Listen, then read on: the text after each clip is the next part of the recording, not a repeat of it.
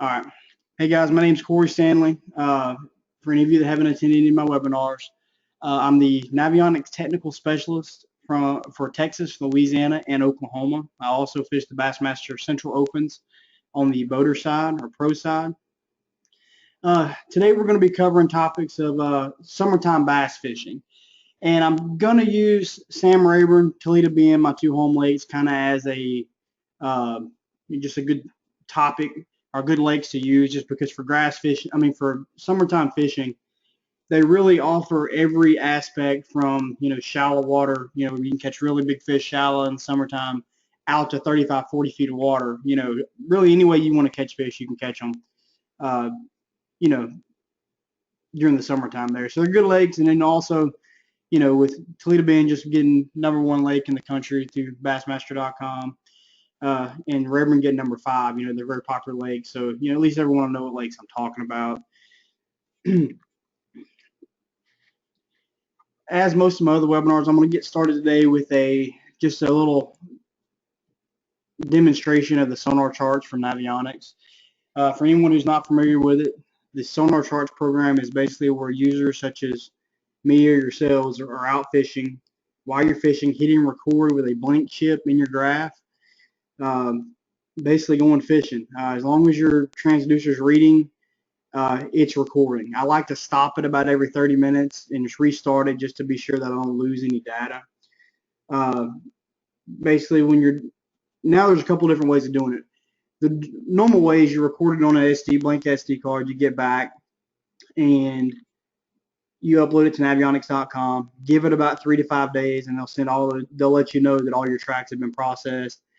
And as everyone knows, now when you buy a new Navionics chip, you get 12 months of free updates. So you go in, update your card, and all the contours that you recorded, as long as the contours that others have recorded on your home body of water, it will all be on your chip, so you have better mapping.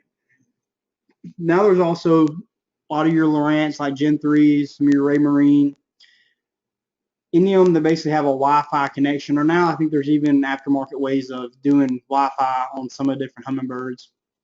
And I think maybe even all your major chart plotters that you can do SonarCharts Live. And SonarCharts Live is literally while you're fishing, you can watch the contours change underneath your boat. It's really a pretty neat concept. For the longest, we've been able to just do it through our mobile app with, an iPad using the Vexilar sonar phone, which is basically a mobile transducer that you can put anywhere, hooks to a Wi-Fi box, which basically kind of works like a GoPro where it bounces off your device, and you could watch it record that way too, and you could literally be changing your contour lines as you're fishing. But getting back to the map, this is a pretty popular area on Toledo Bend. It's on the Louisiana side, right around Pirates Cove. As you can see, there's a lot of missing data here. What this is your plain nautical chart. So this is premium level data. This is why it's important for anyone who's running electronics that it will support a 16 gig chip, such as your Platinum. Now your Nav Plus can be up to 16 gig. Or even some of your older units, you can run the Nav Plus and only download about 2 gig of data. But both those chips are the only chips you can buy that have the SonarCharts layer on them. As you can see, when I come down here, and right now I'm just on Navionics.com on the web app. It's completely free, so you can actually see the mapping. For your areas before you spend any money, basically. If you're new to Navionics, you can actually go in, look at the mapping before you spend a dime. Pretty cool feature. They want you to see the product before you use it, or before you have to spend any money to buy it.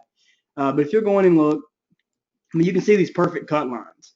And what happened on Toledo Bend is when Navionics actually split with hotspots, they lost some of the data, but the problem was a lot of that data they had found was incorrect. So instead of trying to fix that data, they split with them, so they lost some of the topo. That's why it's exact like cut lines. It's not just like jagged. But now with SonarCharts, here's your nautical data that's there. So and you can see the cut lines, a lot of data missing.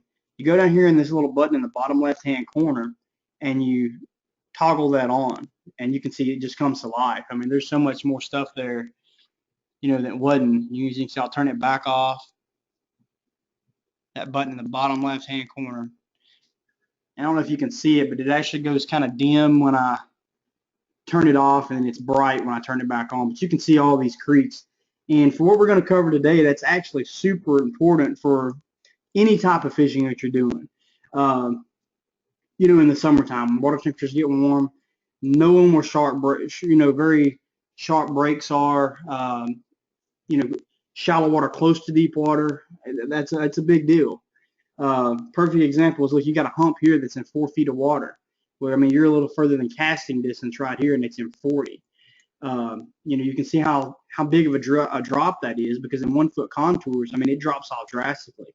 And any place that you zoom out and it's black like it is right there, right in the center of the screen, you can tell it's very sharp contours.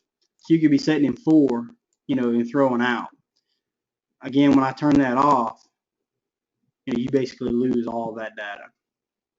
So you can see, it doesn't even show up anywhere near. You still can see there's a drop there, but nothing like when you can really see where the drop twists and turns and things of that nature. Okay, guys, I'm going to go and get started with the topic for today. And basically, the way I'm going to work is I'm going to start shallow, work my way deep, which that's kind of how I practice. I love to fish shallow. So I'm going to kind of do the webinar the same way. We'll start shallow, talking frogging, go into flipping, maybe go from pads to some hydrilla, peppergrass, that sort of stuff, then we'll start looking at ledges, brush piles, things of that nature further in the webinar. Towards the end, we'll actually jump on, do some webcam stuff. I'll go over some different, maybe some setups I throw. Like I've got a couple of my flipping rods out to show kind of what I get started with, kind of my comfort baits, especially on these 2 lakes that I get started flipping with. We may even jump in and look at some of the waypoints on, some of the areas that I fish that, have produced really well, and kind of look at where the waypoints are and how they set up as far as the break lines, for shallow water, deep water, how brush piles, common places to search for brush piles when you're looking for brush piles on, either new bodies of water, your body of water, because of the technology nowadays, basically there is no such thing as secret brush piles for the most part. Now, granted, there's still some, but they're so much easier to find now that, it's kind of, whereas used to, it was kind of a rule of thumb. If you just had a handful of really good ones, you were good. But now they get beat up so bad, it seemed like, even on these 2 lakes, and Toledo Bend is massive. I think it's 172,000 acres. It goes between Texas and Louisiana.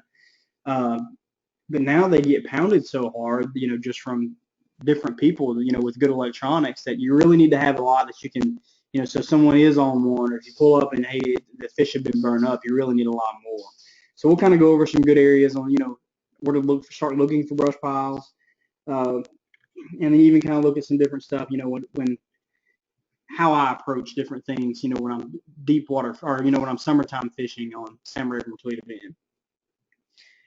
All right, we'll go ahead and get started with the frog section of it. I've got some good screenshots for some of the other stuff we're going to do.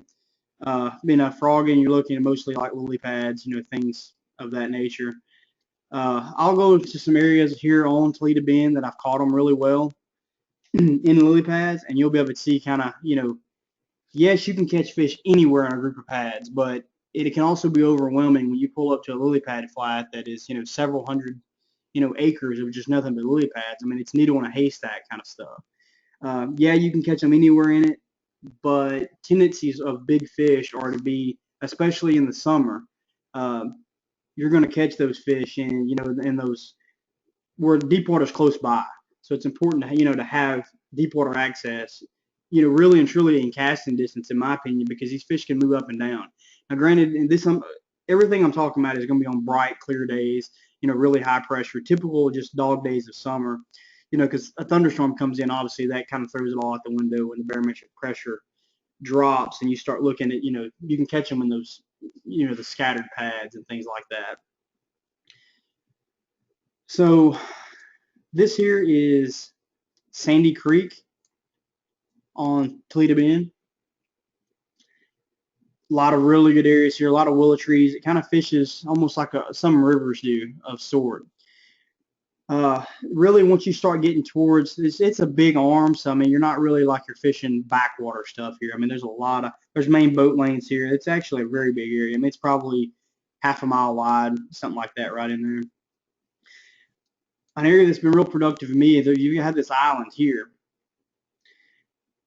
This whole bay right here is just solid pads. So when you pull up to here, basically from this point to this point, I mean, that's all pads. It all chokes out. So it can be very, it's tough to figure out, where to start at. Now, early in the morning, yeah, it's a good idea to fish the outside edges, get those fish that are still active from feeding at night.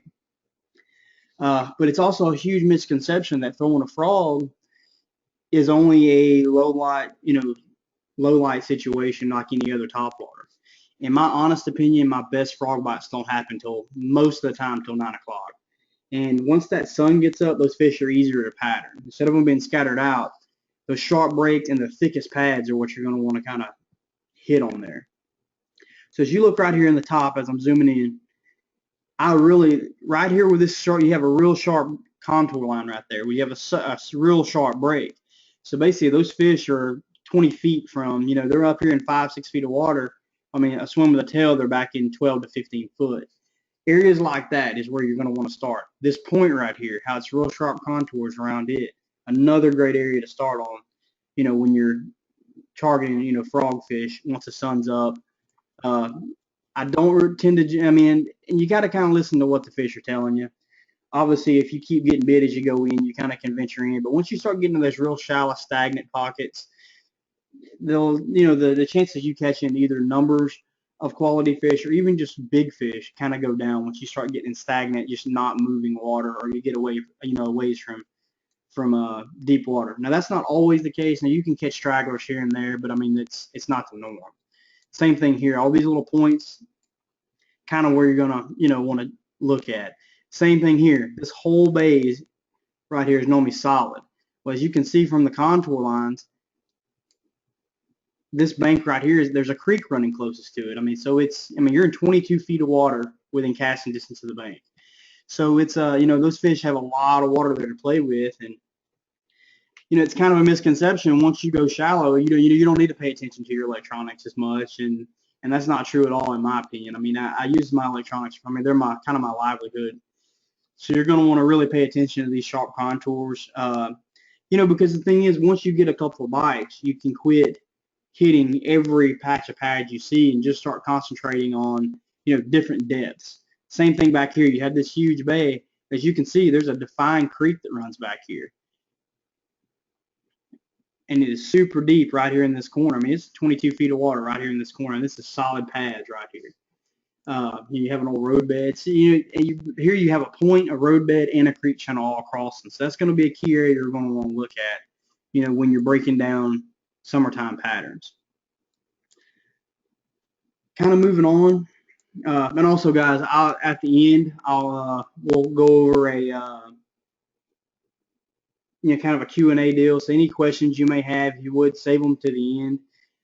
There's a little box down towards the bottom on the, you'll be able to, type in basically whatever questions you may have. And we'll go over them, and basically I'll go over them one by one and answer them then. I think that kind of wraps up that on the frog. Just kind of remember, stay close to deep water as the day goes on.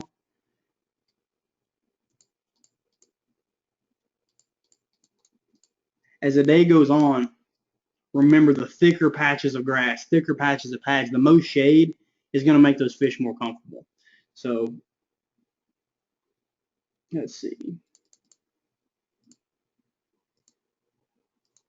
Okay, guys, I didn't realize you couldn't see my cursor. I see someone just pointed out that you couldn't see my cursor when I'm doing that. I guess I didn't realize that.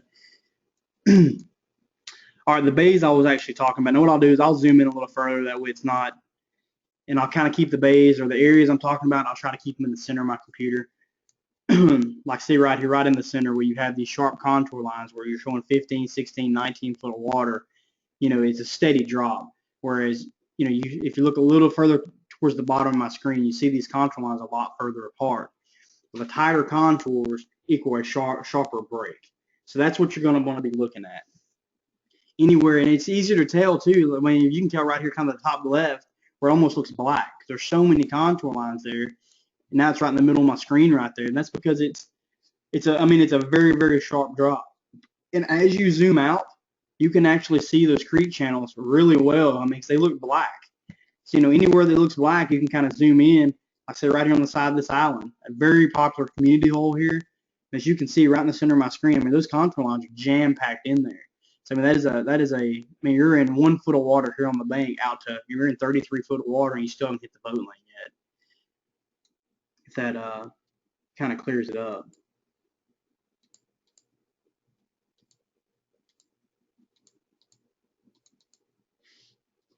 Okay, let's go on to flipping, guys. When I start flipping, which I love, the frogging and flipping are by far my favorite ways to catch fish. It's not, neither one of them are something you're going to get a lot of bites on most of the time. You're basically, when I go out and say I'm flipping, if I can get 6 to 8 bites a day, I'm thrilled to death with that, because most of the time in dog days of summer, that's going to be quality fish. When I start picking up, and this is not just Rayburn Toledo, but basically any lake that I go to, when I start picking apart grass, I start with 2, maybe 3 flipping baits. My 2 heavy confidence flipping baits, I'm going to start with a 1 ounce Oldham's jig, probably in black and blue. And I'm going to start with a beaver with a 3/4 ounce weight. That's kind of my 2 big time. Now if I'm not getting bit on that, I'll go to some kind of a, maybe a big worm, something like that. Because you tend to get a lot of bites on it. Like if you're flipping a big worm, you tend to get a lot more bites, but that also means you're going to catch more smaller fish for some reason. Whereas a big profile of a jig or soft plastic.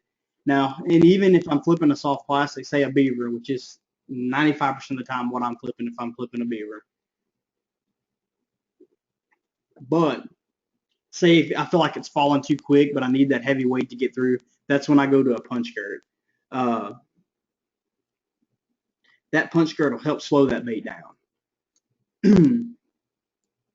So it's kind of a, I'll pick up that if I'm getting bit on just the plastic, but maybe not the jig, and I'll stick with the plastic. But I may go with this, rig up another rod with a punch skirt and kind of trial and error. And then if if I'm not getting many bites flipping a plastic, maybe they want a little bit slower presentation, so I'll go, to a punch skirt. Again, let me zoom out here on the map, and we'll look at some. Actually, first let's go. I've got some good pictures actually for flipping grass.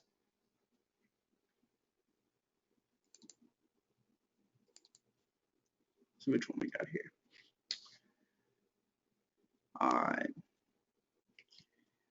All right, guys. Here we just kind of have a screenshot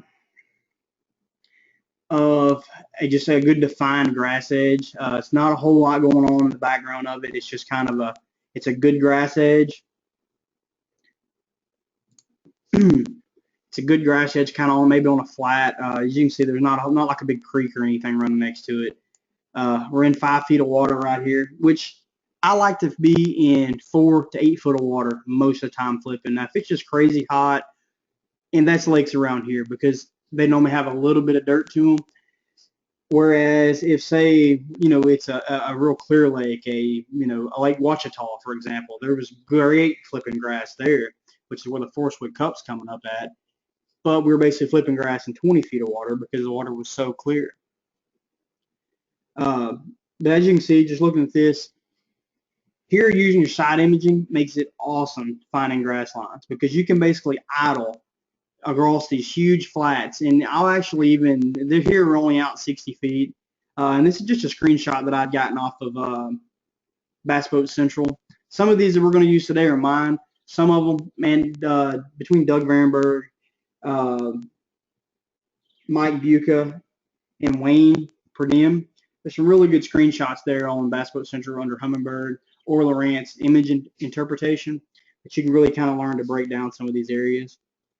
This is what I thought was a good one for us to talk about today. But you can basically use your side imaging instead of using your 2D sonar with a small cone. You can put that thing out. I like to go out to about 200 feet each direction if I'm looking for grass. It's not an obvious place. And if it's on flats and only some spots next to creek channels are holding grass, I will put it on 200 feet. You can see it a lot quicker. You don't waste near as much time as you used to with side imaging now. You can find those edges and then move it on to them. As you can see, looking at this edge,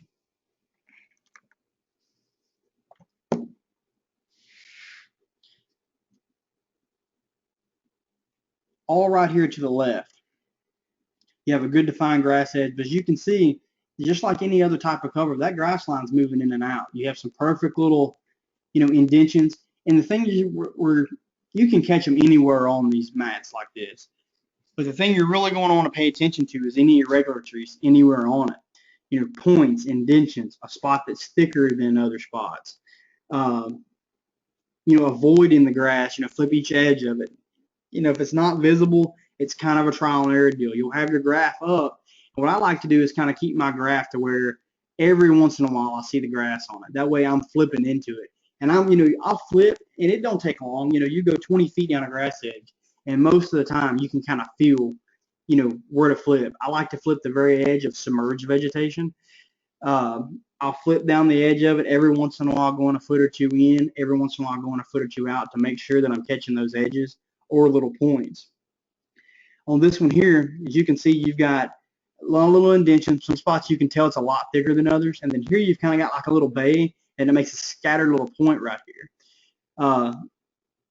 This little pocket here, this little stretch of grass would probably be really good in the morning time as well, throwing a topwater, some scattered grass in front of it. You're throwing a topwater, swim jig, something like that to get that early morning bite. Then go back down that same grass edge, because a lot of times if you can catch them on topwater early in the morning, you can let that sun get up. Now there's always kind of, in my opinion, there's always kind of like a little lull there that it takes those fish that were actively, feeding. It takes them a second to reposition in that grass. So just because you fish for 30 minutes without a bite doesn't mean they're not there. But sometimes it takes those fish who are feeding a second to reposition, because they're not really feeding once they're hunkered down in that grass. You really need to hit them in the head. It's more of a reaction bite. So as you can see, you kind of would want to hit these little points here, indentions, be real thorough with it, especially in practice. I'm moving quick. I want to see how many bites I can get. I get a couple bites, fishing fast through here. I know, I can either come back and practice and really slow down to see if there's more to it, or more than likely I'm not going to burn those fish up, and I'm actually going to wait till tournament time to come back to those fish. This was a good little grass edge here. I like that sudden, anytime you can find, though, that straight down wall like it is here, it makes flipping a lot easier, because when your boat's sitting over grass, that you might could catch them better, with a wacky worm or something like that on top of, it's a little harder to fish than if there's just a defined wall. So this is definitely something to look at. You can see on the, on the side imaging, it makes it real easy. And you can see the shadow over to the far left of the screen, because that's such a thick wall, it's not seeing past it. So that's a good example there. Let's see, I've got one more here. This one here is a really, really cool one. And there's actually 3 fish that I can see pretty easily in this picture. This is another one from Doug Varenberg, but you actually, not too often though, you find a good grass bed like here on the left with a rock pile running right up to it. That's kind of a gold mine type thing. You can back off and crank it or then flip all day. All right, as you can see here, this is kind of why you can see that it's important to flip in and out of grass, because as you can see, I don't know if y'all can see this if I'm zoomed in far enough, but there's 3 fish right there. 1, 2, and 3. That's a perfect example of what fish in summertime will do, even in grass beds. I know everyone knows they'll group up big time on offshore structure, but when I'm flipping grass, I like to keep a buoy up on the front deck of the boat, just like if I was marking a piece of structure, and I'll keep it to where it's unrolled, because if I'm in a tournament and I'm going through here, I'm flipping inside, flipping outside, different edges of that grass, as you can see those 3 fish, how close together they are. If you catch a fish, it's important to flip right back into that hole. So what I like to do is I'll kick that buoy off to get a reference of my boat. That way I have time to put that fish in a live well, especially if it's a good fish. and I want to turn around and I want to flip that area real well, because those fish will group up, and even in shallow vegetation, in the summertime. Perfect depth that I like in Southeast Texas. It's 8.5 feet deep. It's a good little area. But as you can see, same thing. You've got these little ditches that run through it. You can tell further up here is super thick. And if you notice, it's kind of thin on the front side. But as you start moving in, where it really gets that thick, defined edge, like towards the top of the screen. But if you follow that line straight down, that's where those three fish are hanging. It's kind of right on that thick edge. That's kind of one of those things, especially if it's matted on top. I'll flip the edge. Next flip, I'll flip 3 or 4, 5, 6 feet in, just back and forth till you start getting a couple of bites. Then you'll know kind of how to fish them. All right, let's see.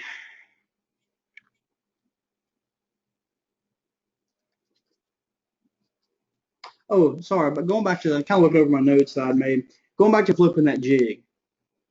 Me personally, I like it's a crawl. My trailer, on a black and blue jig, I typically always match with a black with blue flake crawl worm. The one I use is a Bass Candy 3.75 speed crawl or speed bug.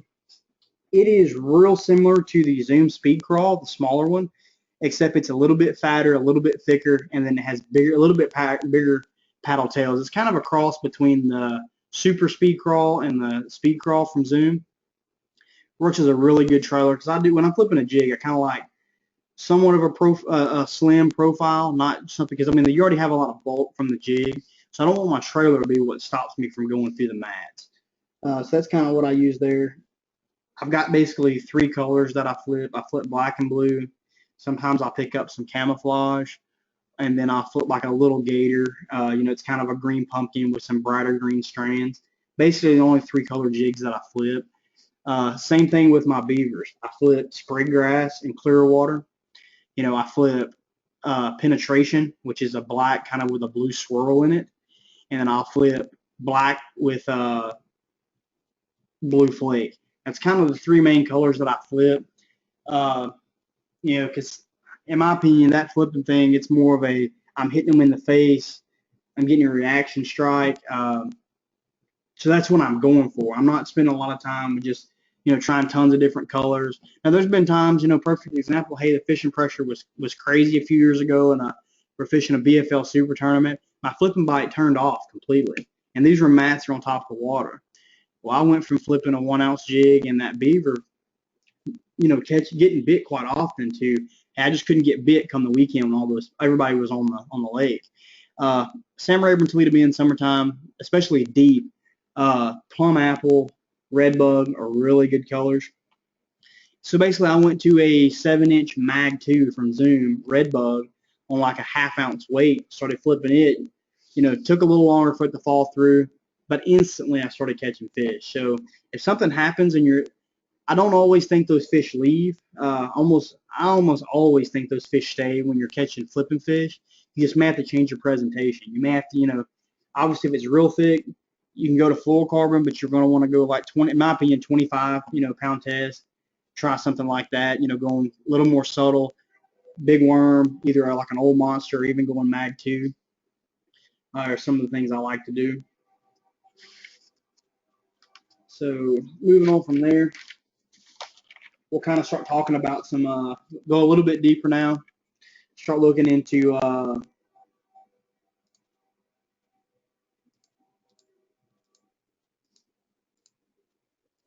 okay, Steve, I saw you want me to restate the specifics. What I'm going to do is at the end of it, I'm actually going to go to a webcam, and I've got both my flipping rods out, and I'm going to go over exactly what I use, the brands, and the whole setup on webcam, so everyone will have that. So, okay, let's move on to brush piles. Again, I've got some pretty good pictures for brush piles. Let's see. This is just a great, good, typical brush pile. You can do a quick idle over. You can see there's a few, looks like small crappie or something around the outside edge of it. Depending on the time, you may not see bass around a brush pile. They may not be suspended in it. They may be buried in it. It might be a football jig just in the middle of cover type thing. which is, you can see the temperature is 40.5, kind of just a go by on a brush pile I gave you here. But going back to the web app, I'm going to show you a few spots that, are good places. I can show you where a couple of brush piles are located at, but I'm also going to show you just typical areas on where, if you're on the edge of a flat, you're going to want to start looking for, hey, they're good places for people to put out brush piles. On these two lakes, most people that put out brush piles are crappie fishermen. So you're going to be on a lot of main river channel stuff. But they hold a lot of fish. If they're holding crappie, they'll hold bass, because bass love crappie. So as we zoom in here to the web app, you see I'm just kind of on a main lake bank here. You've got all these little points, like here, perfect example. You've got a sharp point, so I don't have the depth shading on here. Let's see. You got the sharp point here. Well, right off the end of this point, kind of, and the magic number seems to be here is around 25 to 32 foot of water, kind of where a lot of people put brush piles. We have this contour line here. It's right at 30. What you'd want to start doing is kind of eyelet from here, eyeball around it on. And I like to put my side scan when I'm looking for piles. I'll put it on about 100 feet, just so you get a really good picture of what's going on there. But there's actually two piles right off the tip of the point. And people either mostly put them off the tips of points or right off the edges of them to kind of, camouflage them a little, or kind of just to the left here, kind of where I'm zooming in, right here where my cursor's at, that where it kind of makes that little bend right there on that river channel, or that, yeah, main river channel there, because I mean, you're still 26, 24 foot of water, still a good place for brush piles. Even here, once you start moving back down this way, now you have this road bed comes right into this 32 to 40 foot of water. So, you have multiple structure with a heavy current down deep there, because you have a main river channel. So anytime they're generating, you still have some, current flowing through there. But these are real common places. And what I'll do on my actual grass, and I'll show you guys that in a little while, when I'm fishing deep, I normally shade to 25 feet. I'll go into my Hummingbird, go to, shaded depth, and I'll go to 25 feet. By doing that, eliminates a lot of water for me to concentrate on. So if I'm running down a lake and I can see all these sharp breaks, and I see it go from, that dark blue to white, I know I'm getting in that 25 to 30 foot range. And if you can set things up like that, you can spend less time, studying a white background, and you kind of can, hey, that you need to stay right around. You can put your side imaging on 100 feet each direction, stay on that blue to white contour, and find a ton of brush piles. And the photo I showed earlier, that's on down imaging. Side imaging, you kind of picture that it's going to be, you're looking at it sideways, so it's going to be more like a cloud there. But you can see tons of fish around it. Me personally, I'll mark a brush pile, and I like to start a little ways off of it. Whether I'm throwing a big worm, football jig, anything like that, I like to start out a ways from it and fish my way in. There's times I might start out, say 50 feet out, 50, 60 feet out, and start with a big flutter spoon. I really like throwing a flutter spoon and working my way up, especially while I was graphing it. If you can see some active fish around, I like to start with something like that, with a flutter spoon, maybe a 10XD, something to get down in that 25, 26 feet. You can catch a lot of extra fish that way, whereas I know you're keen on the brush pile, but there's always maybe a few fish out feeding out around it, especially if there's some wind. You can catch a lot of fish on crankbait like that, or even a big swim bait. Some of the baits I really stick with a lot on when I'm out fishing deep brush piles. Like I said, a football jig. My football jigs, I basically stick with peanut butter and jelly. I throw black and blue in the wintertime. And then like a green pumpkin. Basically those are kind of the three colors. If you open up my football jig box, you're basically going to see those majority of those three colors. I mean, there might be like the same color jigs, like a green pumpkin with a brighter green strands. It's kind of the same thing as it's kind of a little gator color is what they call it. I'll throw a big worm. When I'm fishing brush piles, most of the time, it's kind of the same philosophy I have when I'm flipping grass. I'll start out with, say, a half-ounce weight, a 10-inch worm, some big beefy, 20-pound fluorocarbon. But then, as the day goes on, if I'm not getting many bites, I will go back down to, a 3/8 ounce weight with a 7-inch mag too, something along those lines, and throw those out there. Maybe a little bit more subtle presentation, but I have caught more fish off brush piles in these areas because everybody kind of, you think brush piles, first thing you think of heavy line, big baits, stiff hook to get those fish out. And that's true if they're buried in. There's not a whole lot else you can do if they're buried in the piles.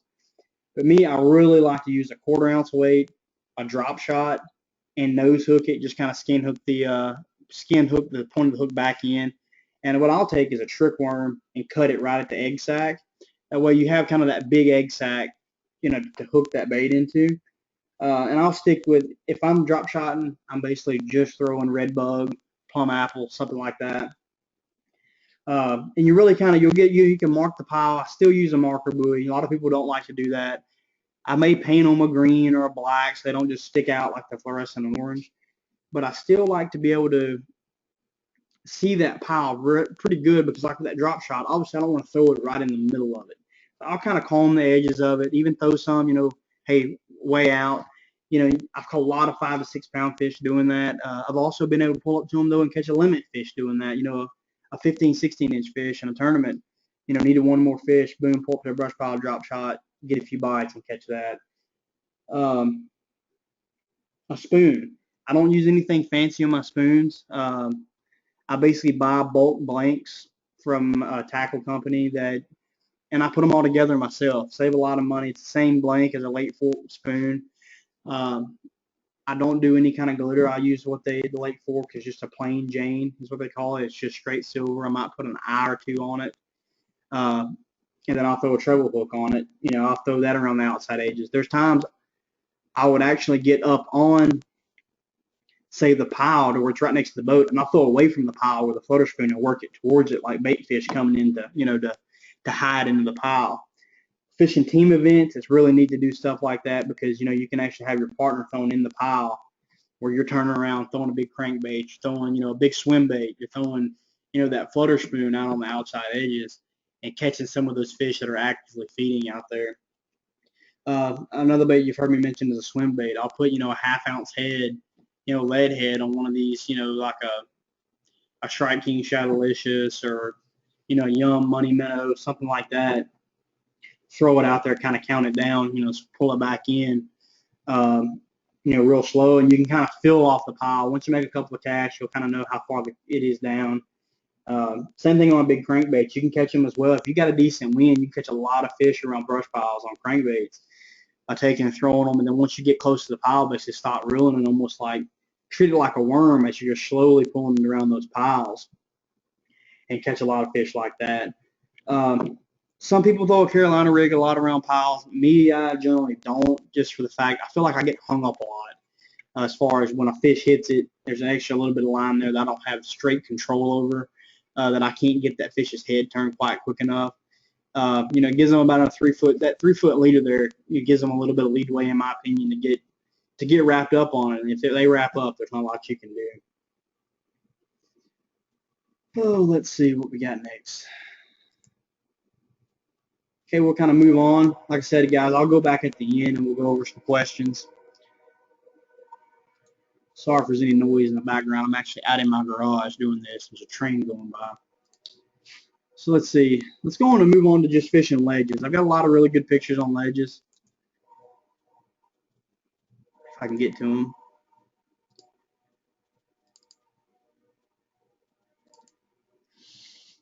All right. Here is just, when you're fishing ledges, you spend a ton of time, or at least I do. Unless it's a lake you're familiar with or you're just fishing. Most often than not, though, if I'm fishing ledges, I don't make a cast without seeing fish. Now, some of these pictures are kind of extreme. They're just cool shots that come from different places. Most time you're not ledge fishing in 63 feet of water. And chances are these are probably either crappie or spots, or, you can look at the size of them. They're not very big fish. They might be white bass just, piled up in there.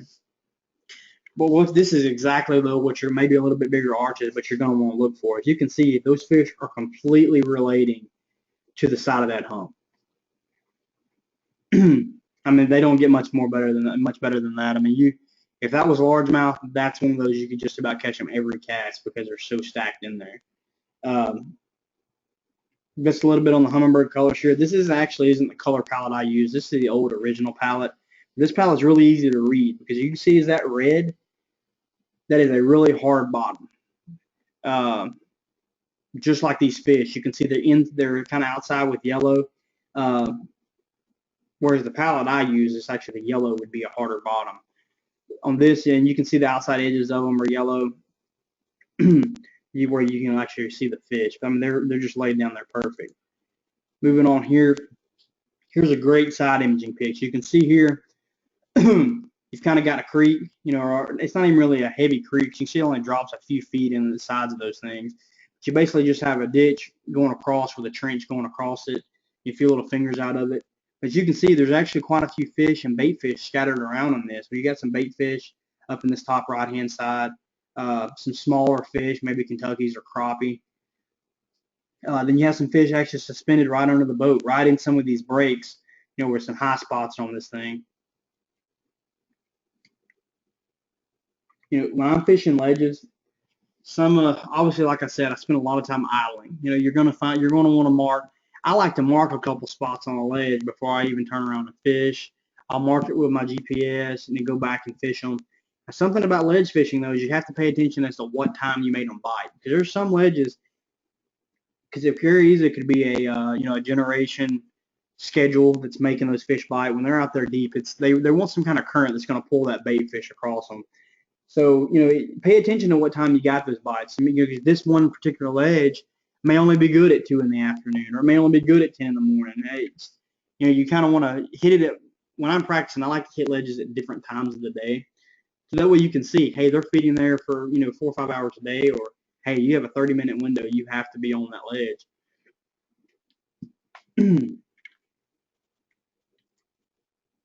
And some of the baits, kind of similar to brush piles. My favorite way to catch them on a ledge, though, is throwing a big crankbait. I love throwing a big crankbait. You can cover water. I'm either throwing, there's basically 3 crankbaits that I throw on ledges. I either throw a Biovex deep runner. And that's kind of for that, 14, 16 foot, the shallower ledges. I'm throwing a Strike King 6XD or a Strike King 10XD. And again, I keep them pretty simple. If it's this time of year, I'm basically sticking with shad patterns. On the 10XD, I may mark in that, may slip in and out on the, like that barfish color, because there's a lot of yellow and, and white bass around. If there's no, that's kind of though a cranking or big swim bait is kind of, you're going to want current. You're going to want something that's making those fish active. Whereas if they're not, that's when I'll slow down with a Carolina rig with maybe a 3/4 or 1 ounce weight, something really getting down there quick. Throwing a big fluke or, something. If it's bright, I like to throw a fluke. If it's cloudy, I'll put a brush hog on it. Something a little more bulky. Or a football jig. I'll throw a 3/4 ounce peanut butter and jelly football jig is kind of my go-to bait. You can throw a big worm. I don't as much. I kind of stick to a Carolina rig, football jig, or a big crankbait or a big swim bait. I like to keep it simple because I don't want to be out there going, oh, I should have been throwing this, should have been throwing that. I'd rather cover water, find what those fish are, where those baits are, that type of bait is going to produce versus, throwing a tackle box at them while I'm there. And that's different if you got, say, on Friday, hey, you go to the boat on one spot on a ledge. You go back to them same time on Saturday and it's a little slower. It's a little different to try out things there once you've found fish. Not so much when I'm practicing. I like to keep it simple.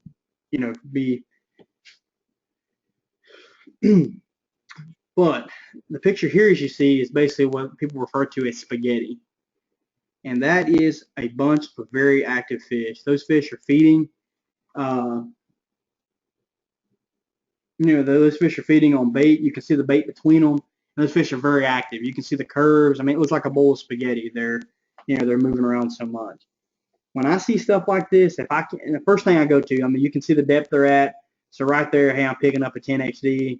I'm gonna slow roll it through that 19 to 25 foot range, and that's what I'm going to throw there. For some reason, I can't get them to bite.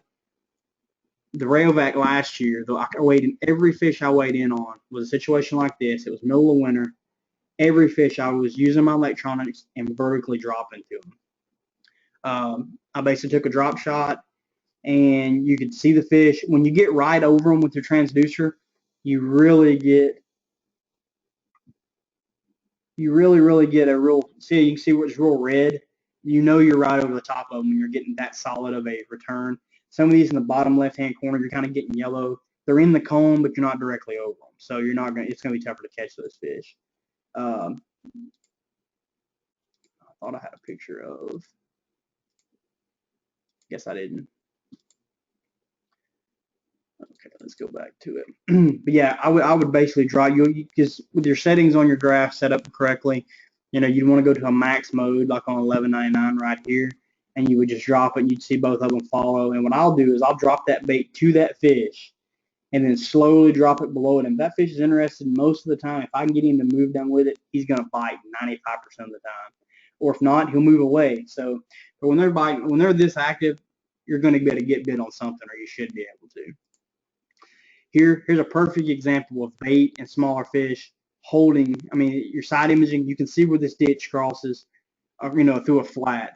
Right in the middle of that ditch, almost right under the boat, there is a wad of fish sitting right on that. I mean, right in the middle of that drain. You know, that's one of those, hey, it's 11 feet deep. It's probably 15, 16 in the middle of that thing. I back out. I basically would mark it or throw a buoy out right there, back out with a 6XD and just comb it. You know, get it down there, be real erratic in my retrieve, and keep that bait down in the strike zone right there.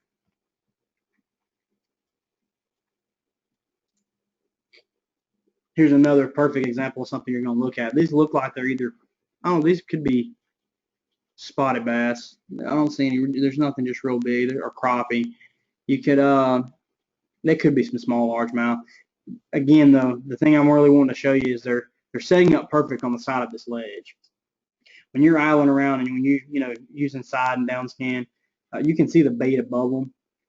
You know, those fish are holding perfectly on that ledge. And what I would do is set on the deep side, throw up shallow, you know, and basically, to start out, I should say, I would set deep, throw shallow, drag it through there, and as soon as it pops off that ledge is most time when they're going to hit it, because you'll get that reaction strike of it coming over this hump and then popping off to them. Here's using a 360. This 360, Hummingbird 360 is something that's new to me this year. But for deep fishing, even for shallow fishing, I mean, really, if you get used to running it, this thing is awesome. As you can see here, you can see the 2D sonar of these fish. These are good sized fish. As you can see how bent the arches are. You got some active fish with some bait here. When you go to the 360 side of it, you can see to the left right there, those fish that are suspended.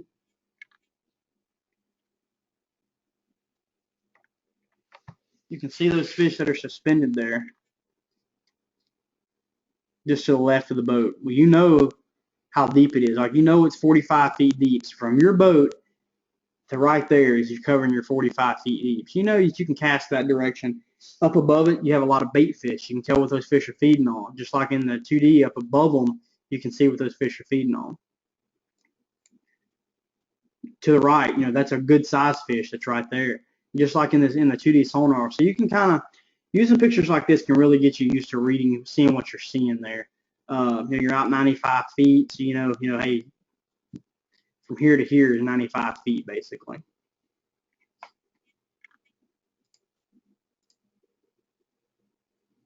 think that actually is it on all of our ledge fishing. Tell you what I'll do, I'll go ahead and answer some of the questions before we get into the video part of it. That way we don't get too far away. Let me go back up a little bit.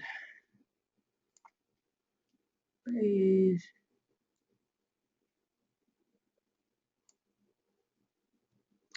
All right, David Butler asked me, do fish prefer climbing gradual contour changes or sharp contour changes? Yeah. David, that's kind of a, here, especially in the dog days of summer, those very sharp ones are going to be what you're going to look for. Springtime, that's completely different. Springtime, I'll be looking for the gradual ones because those fish are going to be slowly moving into spawn. Summertime, I look for definitely the very sharp contour changes.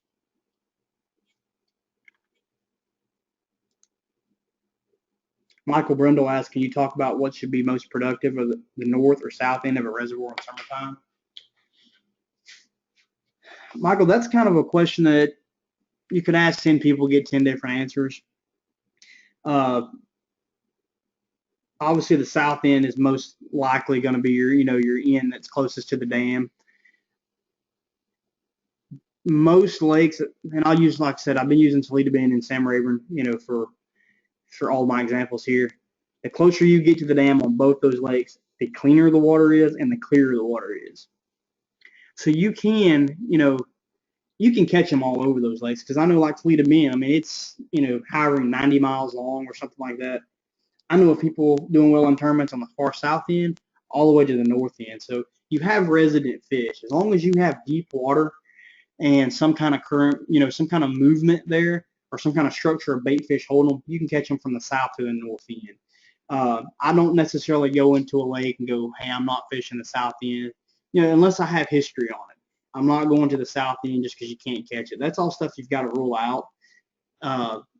You can have a little heavier current the closer you get to the dam, obviously, unless it's a lake that has a dam on each end. Then you're going to get water flow about the same either way. All right, Steve Shig asked me to please restate the specifics of the beaver, jig, and trailer. All right, on my beaver, I basically use a 3/4 ounce Rains tungsten weight. A 5/0 hook. I like to use a straight shank, either the Gamakatsu, Superline welded eye, or now Mustad's actually come out with a pretty sweet hook that's a welded eye with a plastic keeper on it. I basically stick with the colors I use are black and blue, or black with blue flake, hematoma, which is a black with a blue swirl, or spray grass. Spray grass is almost like which I'm sure most of you know what spray grass is. It's almost kind of like a green pumpkin candy with, some extra green into it. It has a lot of bluegill color to it. My jigs, I stick with, most of the time this series, I stick with a 1 ounce Odom's jig. They're a small company that makes jigs. They come with a screw, a screw lock on the bottom of them, so you basically don't lose trailers by them slipping off. I stick with black and blue, camouflage, or a little gator. And little gator is basically a green pumpkin with brighter green strands. Trailers, I stick with 95% of the time, I'm flipping a Bass Candy 3.75 Speed Bug. They're a little thicker, a little longer, a little bit bigger claws than the Zoom Speed Crawl, but kind of the same basis. The black and blue jig, I stick with a black and blue, and the other colors, I flip I put Green Pumpkin Magic as the trailer. Basically, the only 2 colors I'm using right now as far as trailers. Okay, Chris, that kind of takes care of yours too. All right, Ron Knight asked me, when you're flipping a grass edge, like in the first slides, is the SI on your trolling motor? Yes, I do have SI on my trolling motor.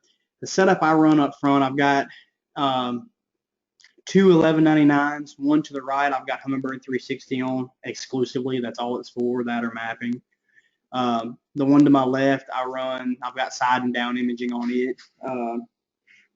So I'll normally have it on, I'll either run split screen between map, and most of the time though, unless I'm looking, I've got it on map and sonar when I'm flipping grass, just because it works well. Side scan, if I'm not moving, and if I'm moving quick down a grass line, I'll definitely have side scan on. I'll put it to where it's only side scanning like 30 feet, because I mean, really, if I'm going to the side of a grass mat, it's not doing me a whole lot of good. What are your favorite color palettes for SI, DI, and 2D from Ron Knight? SI and DI, I generally use the orange color palette, and I think it's the can't even think of the name of it off the top of my head, but it's the second one. It's a little bit brighter orange one. And then on my 2D, I actually use the first color palette. I use the one because it's actually the one that's almost identical to the old LCX, like Lowrance color palettes. I really like it because I'm just so used to it. I was used to it. I ran those LCX units for years, so I really like being able to kind of relate to that. I'm used to seeing fish on it now, but on my 360, I actually like to use the blue color palette. For some reason on my 360, I just see it a little better. So it's kind of, they're all good palettes, but I kind of stick to either orange palette or the blue palettes on everything.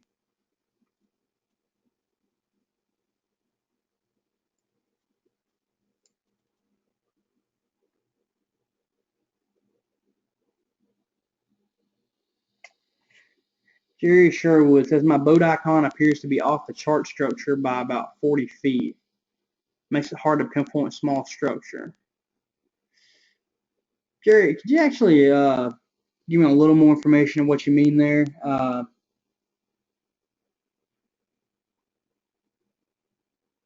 you're talking about on the side imaging, that gap you have is actually, that's just basically from your boat to the bottom is the only gap you're at. So I mean, you're on the structure. It's just how far out you, if that's what you're talking about. If you would kind of elaborate a little more, as far as the what you mean there. If you mean just that gap that kind of like on the picture there, where you've got 10 or 20 feet there between before the structure starts, that's just the distance between your boat and the bottom. Let's see.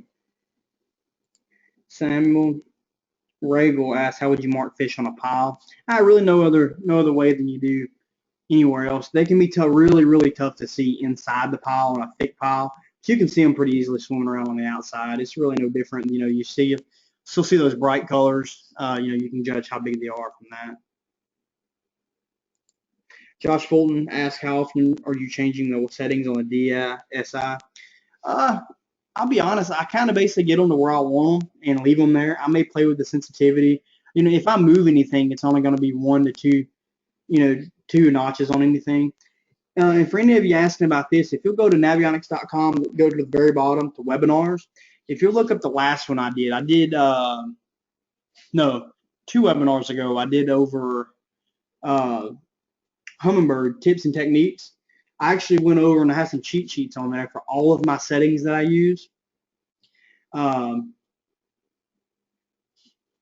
any of my Hummingbird units. I mean, I went through step by step, and it's all recorded. It's got all the little cheat sheets, but I went through, and there's even a PowerPoint presentation that shows everything. But you can actually go to that, and I think it was in April that I did it, and it'll let you search by the month. You can find it. It's really cool. They keep those, but you can see all my settings if that helps at all. There, Josh. Brian Przynska. When flipping grass, are you looking for pockets or just flipping edges? Until I get bit, I'm looking for both. I'm looking for any irregularities, anywhere in that grass mat. That's kind of what I'm looking for. And I'm making as many flips as I can to get that first bite. And you pay attention. Every bite you get, you pay attention where it came in the mat. If it came on the fall, if it came once the bait was on the bottom and you pulled it up. And when I'm flipping, I flip in, let it hit the bottom, pull it up to the mat, shake it, drop it, and pull it back out. I mean, I'm not wasting a lot of time. On a tournament day, if I've gotten some bites, I might pump it 3 or 4 times. Practice once, twice, I'm out. David Butler asked, does wind direction play a part in where you fish on a lake? If the wind is blowing north, do you fish north shore because that's where the bait will be? David, yeah. Granted, that's, it's not going to be on the whole lake, but say, big arms of a lake, because let's say Toledo being huge. So, I'm not going to run all the way to the north end because of a north wind blowing. But, actually any of your wind blowing, if it's coming out of the north, all your south banks are going to be the ones that are getting pounded. So, it's going to move, a lot of it over there. If I'm fishing inland, in pockets and things like that, I'm going to look for those ones that are getting pounded with wind, but not to where it's so pounded so hard that I can't fish. I mean, you want some current, you want some wind breaking up. So if you can get some, kind of a happy medium there. Now, if it's not, to where it's 2 or 3 footers, you can't fish it, then yeah, I'll get on the windy side in the summertime because, they always, like they say, wind's your friend. It's no different in this. Wind can definitely help you, especially if it's a heavy wind, you can actually catch some fish up a little shallower, say throwing a swim bait or a swim jig, because that, it breaking up the winds, put a lot of oxygen in the water by the wind breaking. So you can actually get on a little bit of a shallower pattern that way too.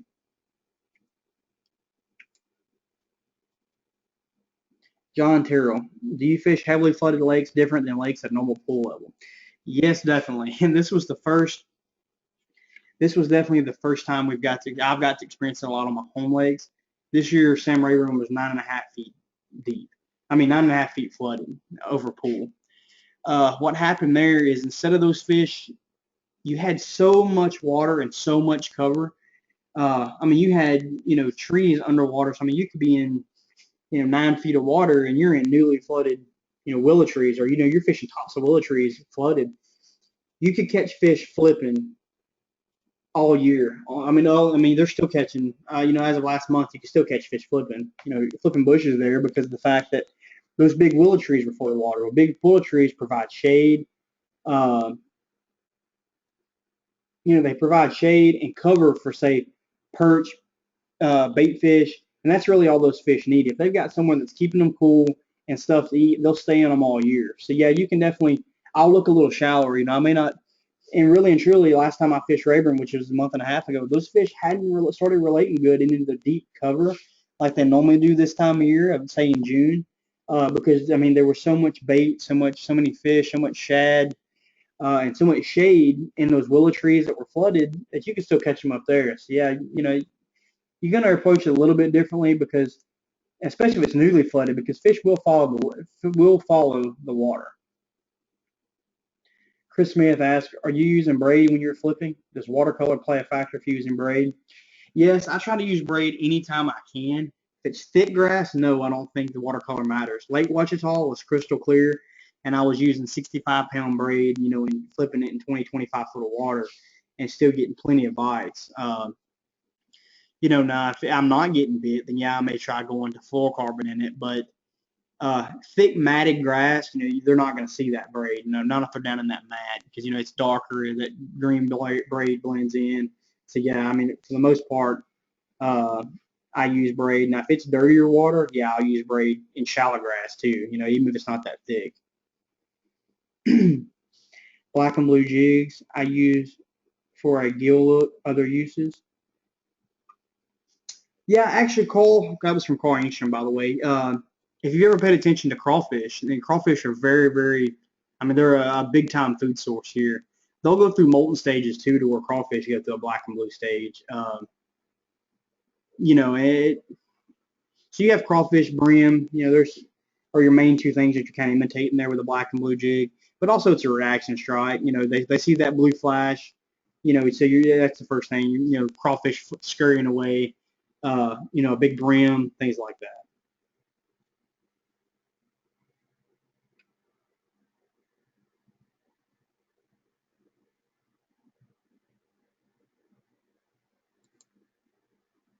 Okay, Jerry, I see you said sitting next to the buoy icon is 40 feet away from the buoy icon. And I'm not sure if you're meaning on, like, for instance, I'll use Toledo being, there's buoys everywhere. Now, those things do get moved. Because all it basically is a weight on the bottom, attaching to something. So when the water fluctuates, they can break loose, they can move. So, it could be, if that's the only thing you're talking about, then it's, the buoy thing's not that big of a deal. It's more if you pay attention to your contours and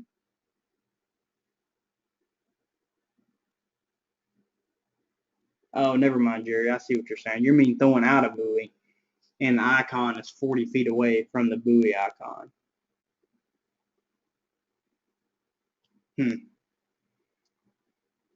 Let's move on. I will actually touch base on that again in a second, Jerry.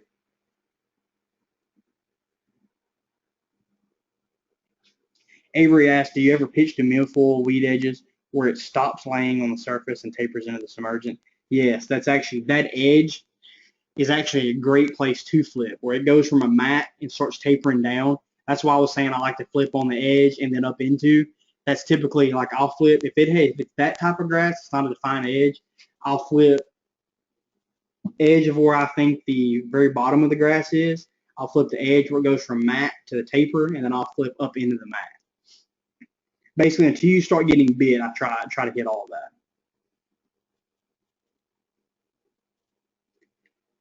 Josh Fulton asks, when graphing a point or hump, when graphing a point or hump or ledge, do you just or short zigzag back and forth, or make long passes across head structure? Used to, you had to go zigzag a lot. Depending on how big the ledge is now, I mean, I can just go down it with side scan and you can see all of that. You can still zigzag some if you're wanting to say keep, because obviously the tighter window you have, say if you're going 100 feet either direction, you have a lot better detail than if you're going 200 feet either direction. So it still doesn't hurt to zigzag. A lot has to do with what depths you're seeing the fish in. Like if everything I'm seeing is 25 to 30 foot, well then I'm not going to be doing a lot of zigzagging. I'm going to try to stay around that and try to spend my time wisely. Dennis asks, can you share why you switched to Hummingbird? You mentioned using Lowrance for years. Dennis, and kind of what happened there, I used all the LCXs, and if you remember, about the time the side imaging stuff came out, the Hummingbird was the 1197, and shortly after is when the HDS units came out, and that had Lowrance's, first shot at, the side image, side scan, down scan. The first batch that came out were the HDSs that were having the issues with them, getting water inside of them and leaking. Well, when I, got into my first unit for, for side scan, I didn't have it. I wasn't sponsored by any electronics company, so I paid for it out of my pocket. And I was a little nervous with them leaking, so I went into a Hummingbird. First, I didn't care for it because I was so used to the Lowrance. But then the more that I've used it, and I got used to my favorite thing about them now is the 3 favorites buttons. I love them because of, I basically, each one of my graphs, I set those 3, and I never get away from those 3 settings. All 4 of my graphs are like that. Each graph has its own purpose, it's its own tool, and I set those three buttons, and that's it. So I kind of fell in love with them. Now I've actually been on Hummingbird's pro staff for, I don't know, 3-4 years now. By no means am I knocking Lowrance. Lowrance makes a great product. I actually work very close hand in hand with some of the head Lowrance guys, John Schweitzer, Clyde McAfee in this area. I do a lot of stuff for Navionics at the Sealy, Big Bass Splashes. My booth is right next to those guys. They actually make a jam up product. So Bill Kelly asked where is a link to the Hummingbird tips and techniques. I'll actually show you guys real quick. If you go to, which I was already there, but if you'll just go to Navionics's,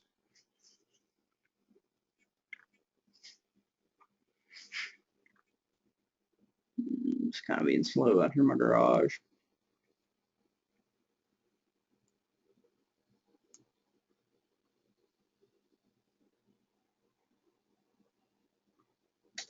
Well, let me move on while we're actually waiting for this to pull up. Oh, here we go. All right, guys, here's the main Navionics website. If you'll just scroll all the way down, it goes over. Here's the SonarChart live stuff I was telling you guys about earlier. The plotter sync, how to do the SonarCharts live. But if you'll see right here, there's actually a webinars column right there. It's got Brandon Polnick with a couple big, and this has every webinar that we've done. There's several of us specialists that all across the United States and Canada. So basically, you can go through these, and I think mine should be. Let's see. There's all kind of tips and tricks, and I tried to skip around, but I may have missed. Here we go. Hummingbird tips and techniques. It's on page 3, May 6th. I've got a PowerPoint presentation.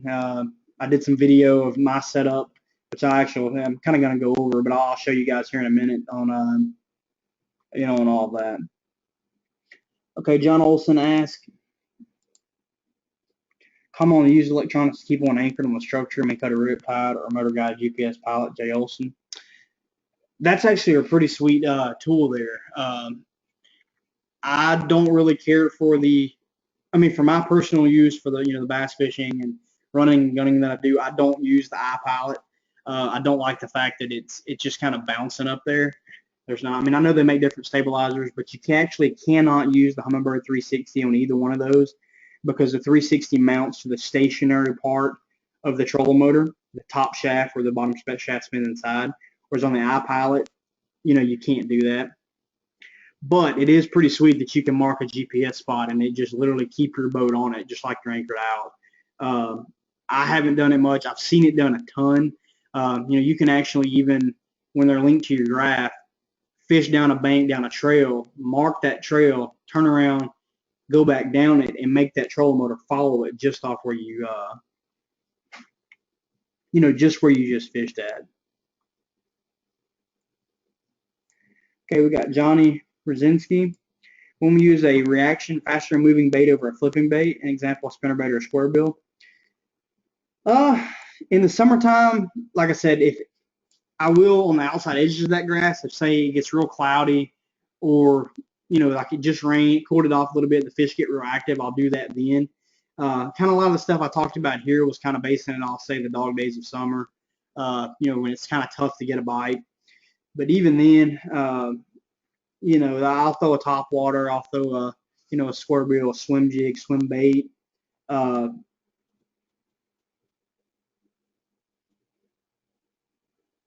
Things of that nature. Kind of use the, like basically if the barometric pressure drops, you can change up the stuff that's, a little faster moving.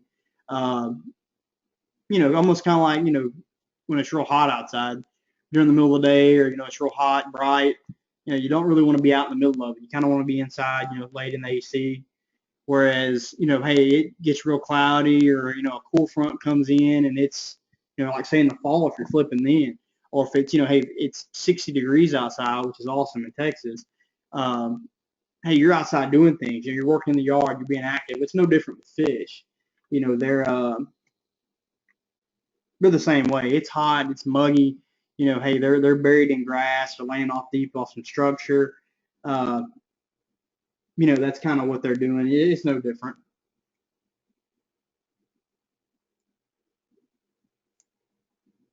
All right, Jerry. I tapped to the dock and the boat icon is 40 feet into the parking lot. How accurate should I expect from the GPS? Yeah, that doesn't sound right at all, Jerry.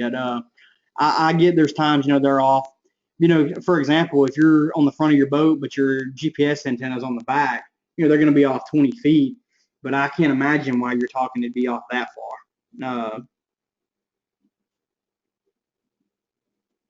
Yes, I maybe would look in, maybe call Lawrence, or if you know any technical guys, with Lawrence, maybe ask them about that. There's definitely some pretty cool stuff on Bass Boat Central. There's some different setups. Maybe look into that, see if there's there's a search function. You can see if someone else is having that problem. It could be a bad antenna. I don't know how old of an antenna you have, or if it's the internal, or what's going on there. Not actually looking at your system. But yeah, that doesn't seem right for it to be off that far. Yeah, it'd be pretty tough to stay on a piece of structure with it off like that. Carl Engstrom. Soft bottom versus hard bottom. I fish Livingston Trinity a lot. Settings and what to look for. I live on LCXs for now. Man, those LCXs are great units. I've had a 27, a 28, a 37, 38, and a 113. I love those units. This time of year, I'm looking for hard bottom. Just something from to relate onto. Unless it's grass. If there's grass, growing in it, then it doesn't really matter. As long as it's, got a good thick cover. The settings, and to be honest with you, it's been so long since I've looked at the LCXs. I mean, I haven't ran them now since 2006, 2007. No, go on to Bass Boat. I know I kind of keep saying it, but if you guys will go on to, and I'll actually go over there right now and show it to you.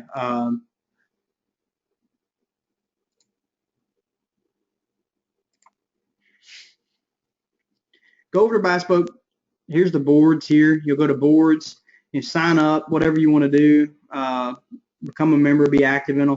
If you'll go down here, you'll see all this electronic stuff. You've got Lowrance Sonar GPS, image interpretation, Hummingbird GPS, Hummingbird image interpretation. that's some great resources. There's tons of photos and, you know, explaining stuff to you. It'd be a good place to look for settings or, you know, people talking about that. Davis Butler asks, what are your 3 buttons set to on Sonar model? Well, the way I was talking about 3 buttons is, like, say my left's graphed up front. The top button is full map. The second button is split screen map and sonar, and the third one is side scan, down scan. Or my right graph, my top favorites is 360. My second one is 360 in map. And I don't even know what the third button is on that. I mean, it's really just for my side scan. So that's kind of what I meant on my favorite buttons.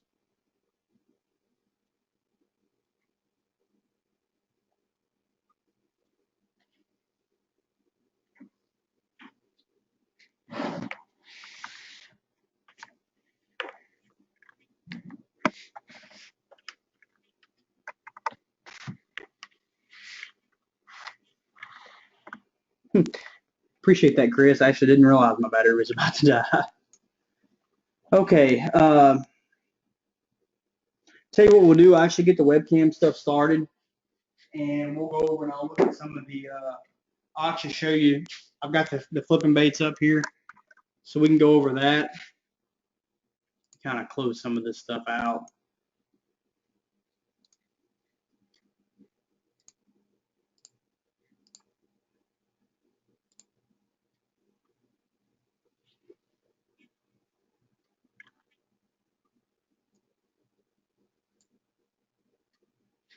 You grab a couple rods.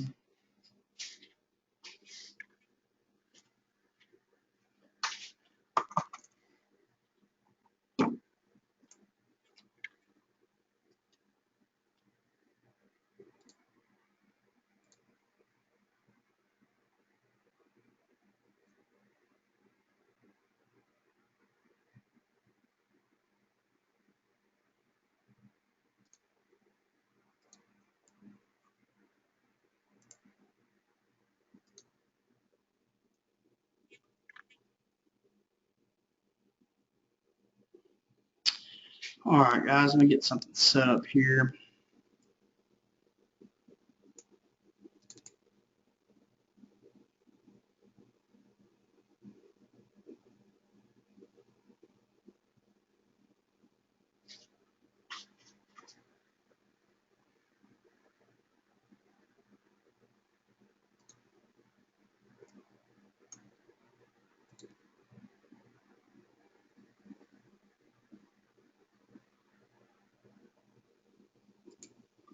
All right, guys. This is actually my jig flipping setup. Somebody comment in the questions to make sure that y'all can all see that good. Can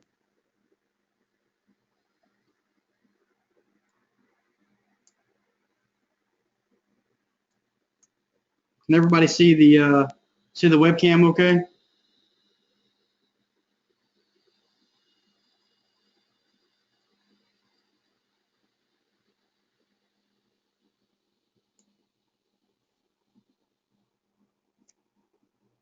All right. All right, guys, this is the jig setup that I flip. So you can see this is an Oldham's jig. They make a really tough jig. They really do. I have no affiliation sponsorship with them. It's just my favorite jig that I use for flipping. You can see this is the black and blue. And what I do to it is I actually thin the skirt out a good bit like that. I just don't want it to be too bulky to get my hook, way of my hook. It's got a great big hook on it. I mean, that hook is a beast. It's a Gamakatsu 6/0 hook. I thin the weed guard out. If I'm just flipping grass, I'll take and I will flip. I'll thin that out, kind of spread it out, get it real flimsy. You don't need it as much in grass. And this is actually that speed bug I was telling you guys about. It's set up a lot like the Zoom Speed Crawl. I should say it's wider. It's a little longer, a little bit bigger appendages. I flipped that on 60-pound test Sunline FX2 braid. I use a 7'6" flipping stick, Corrado 50E. It's basically all I flip with, the small 50s. But yeah, that's a sweet little jig. You know, that's kind of the setup I use on that.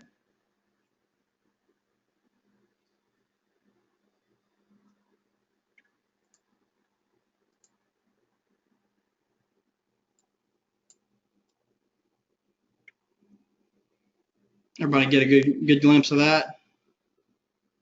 Yeah, it kind of favors a young speed bug. Uh, it's a little different. It's a little fatter across here. Yeah, it's a pretty sweet deal. I like them a lot. Okay, moving on to that. Set this back here. This is actually still set up for me flipping bushes. I was using a punch skirt on it. This is a Tour Star 7 foot 10 beast flipping rod. Again, Shimano 50E, 60-pound FX2 braid. You can tell, I don't know if you can tell how green that braid still is, but it's that stuff's actually a month and a half old. It's still very, very green. That's a Rains 3/4 ounce tungsten weight punch skirt. Just using now that's actually a pretty sweet bobber stopper there. I know there's, it's a bobber stopper, but that's actually made by 6 Cents. That makes some pretty sweet, they actually make pretty sweet crankbaits and things of that nature. I've got some of their crankbaits, but that's some of their, you can buy a whole ton of these things for a little bit of nothing from those guys. Great company. Know the guys are out in Nacogdoches. This is that, and I hope I'm saying it right. I think it's a Mustad hook. They haven't been out long. As you can see, let me get that close to the webcam. It's actually it's almost like it's a mono hook keeper there, and it's tied. I mean, they use thread, and it's actually tied on, so it's not rubber. It don't slide, which was the issues I had out of the Gamakatsu. Even after I heated it, it would slide after so many fish. This beaver is beat up. This is just a beaver. As you can see, it's missing an arm there. This is the sprayed grass. Just a sweet beaver 4.2. Maybe our Reaction Innovations. Really can't beat. I mean, there's a lot of companies making knockoffs. I stick to the original one. Again, I have no affiliation with them. Know the guy, good company. So I kind of like to support good companies. They have pretty funny names as well. But anyway, that's that's my flipping setup.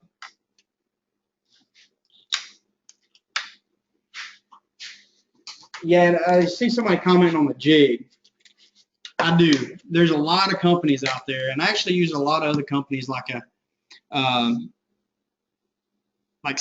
I use their swim jigs. I love that that grass.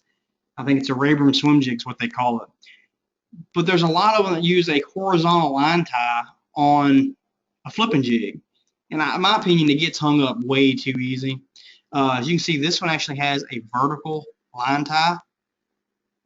And it actually has a lot of glitter in the back of the head too. That's something else a lot of companies don't pay attention to. It gives it that much more flash. There's, the sun actually hits that head with that glitter there with the gloss enamel over it. The head and those eyes, it actually hits that a lot, especially flipping shallower grass, more than it does so the strands. But I don't know if you can see, they've kind of got some of the I don't know what material that is. It's almost like it's a I don't know. It's a real shiny, almost like a vinyl-like material that they make a few of the strands with the rubber skirts. Great jigs though, they really are. Check them out. It's Oldham's Jigs, OLDHAM.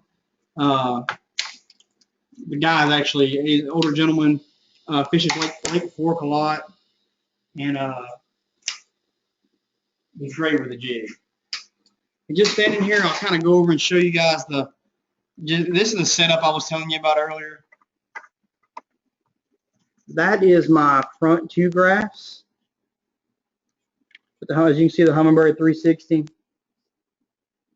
I use the one on the right. You can see it's on 360 now. I use it strictly for Hummingbird 360. Maybe mapping if I run a split screen there. The one on the left, I've got a Navionics map pulled up there. I use it most of the time split screen with Sonar. See if we can even get back here and see the I know it's kind of wobbly, guys. I'm trying to walk with this webcam. See if it's even going to work. That is my setup at the dash. Both of those mounts are Bass Boat Technology mounts. What's sweet about the one in the dash is actually your factory plate comes out and it goes in its place. There's no holes drilled, so when I get ready to get a new boat, if the guy buying the boat only wants one graph, I pull all that off, flush them out of graph. There's no holes, no nothing. You know, these are all Hummingbird 1199s. I'm actually using the internal antenna on all of them, and I've had great success. I mean, I love them. You know, they're quick responding. They lock on really well. You know, so it's as you can see, I actually been doing some inventory on the boat, and I'm getting ready for the next Bassmaster Open. So all my rods are actually a friend of my dad's built me a rod shelter, a rod rack all the way across. I've got all my rods out of the boat, kind of going through line inventory, you know, things of that nature. Kind of got some pegboard, you know, stuff like that hanging back there. Guys, is there any other questions? Okay, I see Joel Rayburn's got favorite drop shot baits. Yeah, there's actually, let me grab those things real quick.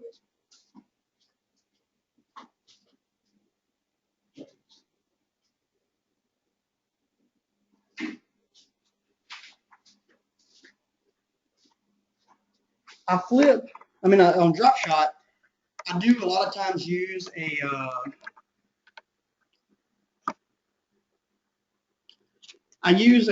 just a zoom trick worm a lot. I'll take some people may use the finesse, but I like to cut it at the egg sac and nose hook through that egg sac, gives me a little bit more meat there. But if I'm not